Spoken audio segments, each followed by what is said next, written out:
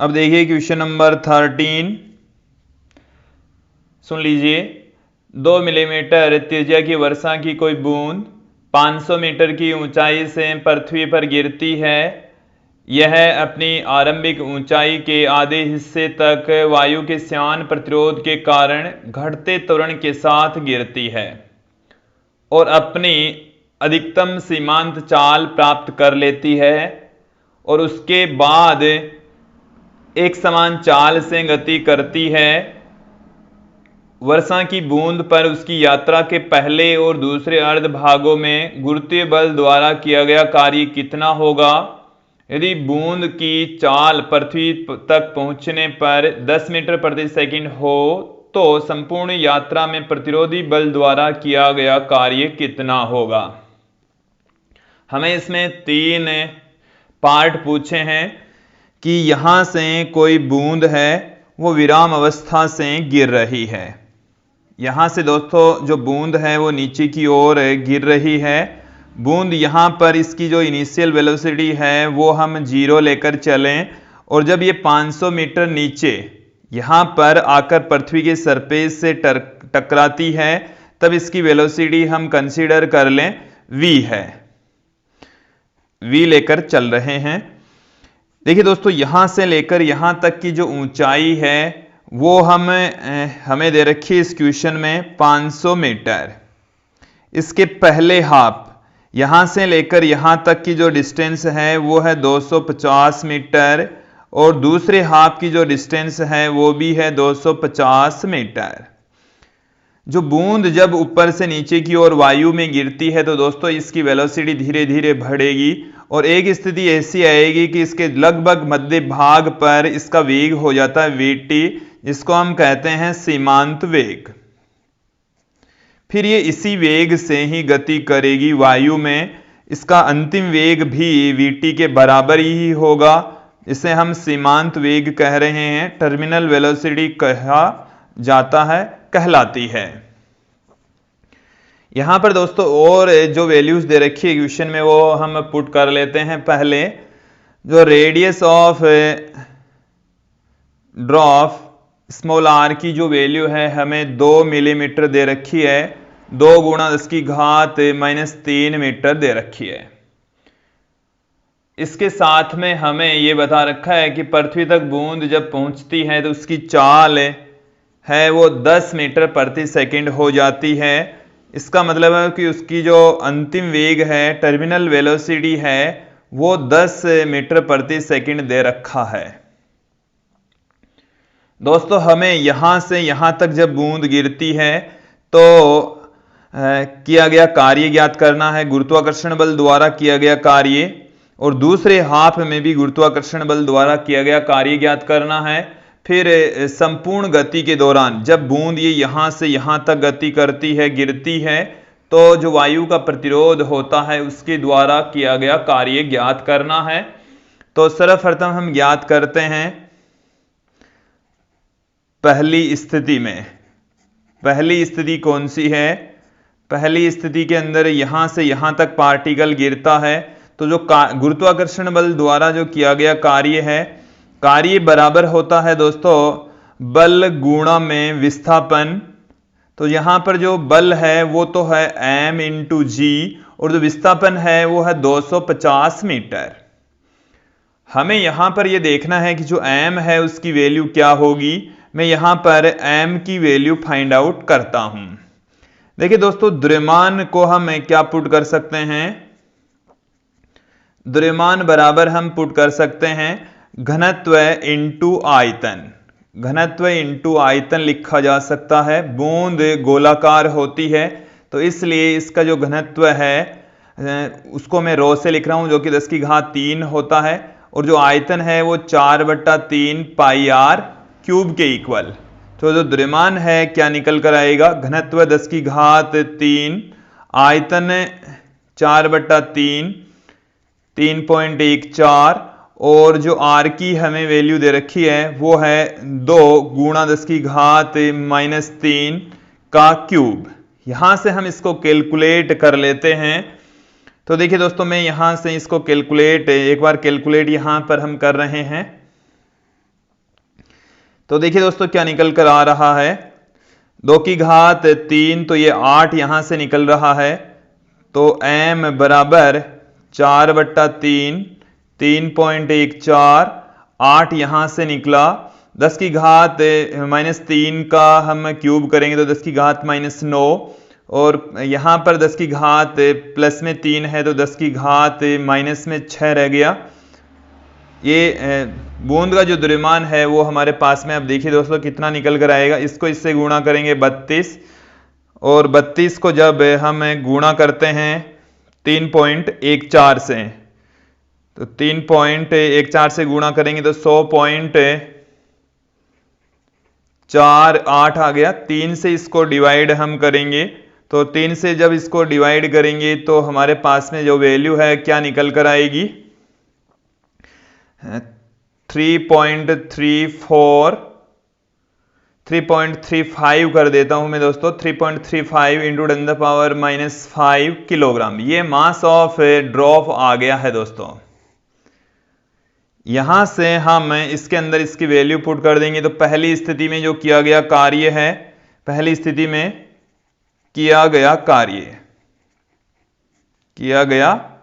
कार्य W is equal to क्या निकल कर आ रहा है, m की जो वैल्यू है वो है 3.35 गुणा 10 की घात -5, g की वैल्यू हम 9.8 ले लेते हैं, और जो प्रथम स्थिति में विस्थापन है वो है 250 मीटर। तो दोस्तों जब यहां से हम इसको मल्टीप्लाई करते हैं तो हमारे पास में देखिए क्या निकल कर आएगा। जब 3.35 को हम गुणा कर दें यहां से 9.8 से, इसको हम मल्टीप्लाई कर दें यहां से 250 से, इसको हम मल्टीप्लाई कर देते हैं दोस्तों 250 से। 10 की घात यहां पर हमारे को दे रखी है -5, तो हमारे पास में निकल कर आएगा वर्क डन 8.2075 गुणा 10 की घात -2 जूल। ये हमारे पास में वर्क डन आ जाएगा दोस्तों। ये तो पहली स्थिति के अंदर वर्क डन है। दूसरी स्थिति में, द्वितीय स्थिति में या दूसरे हाफ में स्थिति में किया गया कार्य गुरुत्वाकर्षण बल द्वारा जो किया गया कार्य है, अब की बार भी दोस्तों बल गुणा विस्थापन, तो बल तो mg, विस्थापन d, जो बल है दोस्तों वही का वही, विस्थापन भी सेम ही रहना है, तो जो वर्क डन है वो 8.2075 गुणा 10 की घात -2 जूल ही प्राप्त होगा। वर्क डन दोनों ही स्थितियों में सेम ही प्राप्त होता है। अब हमें पूछा है कि इसमें जो वायु का प्रतिरोधी बल है उसके द्वारा किया गया कार्य कितना है, तो वायु के प्रतिरोधी बल द्वारा, वायु के प्रतिरोध द्वारा किया गया कार्य ज्ञात करना है। किया गया कार्य, देखिए वायु के प्रतिरोध द्वारा जो किया गया कार्य है उसको हम WR से लिख देंगे। देखिए जो टोटल वर्क डन है वो उसकी गतिज ऊर्जा में परिवर्तन के बराबर होगा। हमें WR ज्ञात करना है, तो कार्य ऊर्जा परमेय से मैं पुट कर रहा हूं, कार्य ऊर्जा परमेय से कि किसी वस्तु पर जो किया गया कार्य है वो उसकी गतिज ऊर्जा में परिवर्तन कर देता है। तो यहां से आप देखेंगे कि जो टोटल वर्क डन है वो है गुरुत्वाकर्षण बल द्वारा किया गया कार्य, जो कि ये दोनों के योग के बराबर होगा, W फर्स्ट और W सेकेंड। इसके साथ में घर्षण बल या वायु के प्रतिरोध के द्वारा किया गया कार्य WR, और ये बराबर होगा डेल्टा K के। WG की जो वैल्यू है दोस्तों वो इन दोनों के योग के बराबर होगी, तो 2 टाइम्स हो जाएगी। तो इसको जब 2 टाइम्स करेंगे तो हमारे पास में कितना आ जाएगा, 16, इसको मैंने दोनों को ऐड कर दिया, 16.415 गुणा 10 की घात -2 प्लस में WR की वैल्यू हमें ज्ञात करनी है डेल्टा K। डेल्टा क्या है, K है गतिज ऊर्जा में परिवर्तन। जो प्रारंभिक गतिज ऊर्जा है दोस्तों वो हमारे पास में शून्य है, तो अंतिम वेग ही उसकी अंतिम गतिज ऊर्जा होगी। तो यहां से m इंटू वी टी का स्क्वायर। हमें वैल्यू ज्ञात करनी है डब्ल्यू आर की।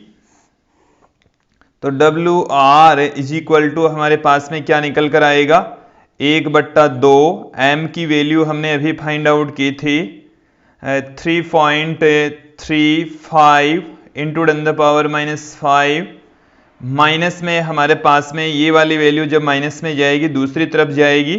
तो देखिए दोस्तों मैं यहां पर पॉइंट ही पुट कर देता हूं इसमें। तो 10⁻⁻² का मतलब है इसके शुरू में हम एक पॉइंट लगा देंगे, तो माइनस में 1.16415 जूल। अब इसको यहां से हम कैलकुलेट कर लेते हैं। तो इसके अंदर जब भाग लगाएंगे तो 1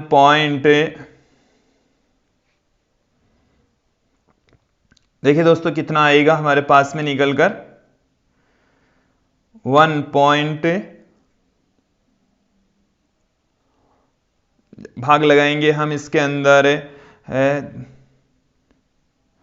2 का भाग लगाएंगे तो देखिए दोस्तों 1.675 इंटू 10⁻⁵ ये हमारे पास में निकल कर आ रहा है। दोस्तों इसमें जो वेलोसिटी है उसकी वैल्यू हमने यहां पर पुट नहीं की, तो इसमें वेलोसिटी 10 है तो 10 का स्क्वायर भी यहां पर आ जाएगा। तो 10 का स्क्वायर का मतलब हो गया 10⁻², माइनस में 0.16415 ये हमारे पास में वैल्यू निकल कर आ रही है।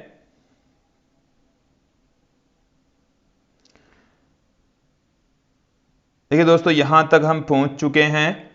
अब इसके बाद में हम इसको कैलकुलेट करते हैं तो 1.675 इंटू 10⁻⁻³ माइनस 0.16415 यहां से जब इसकी वैल्यू हम पुट करते हैं तो 3 संख्या पहले पॉइंट पुट कर देंगे तो 0.00165 इन माइनस 0.614150। यहां से देखिए दोस्तों इसको जब कैलकुलेट करेंगे तो हमारे पास में वायु के प्रतिरोधी बल द्वारा जो किया गया कार्य है वो निकल कर आ जाएगा। देखिए यहां पर जो वैल्यू आएगी वो नेगेटिव में आएगी 1.64, इतना ही मैं ले लेता हूं। यहां पूरी वैल्यू ले लीजिए एक बार। तो इसमें से ये नेगेटिव वाली वैल्यू हमारे पास में आएगी 0.001675। तो हमारे पास में जो नेगेटिव में वैल्यू आएगी 0.16247 जूल आएगी। तो वायु के प्रतिरोधी बल द्वारा जो किया गया कार्य है वो इतना आएगा दोस्तों। तो ये था हमारा 13वां क्वेश्चन।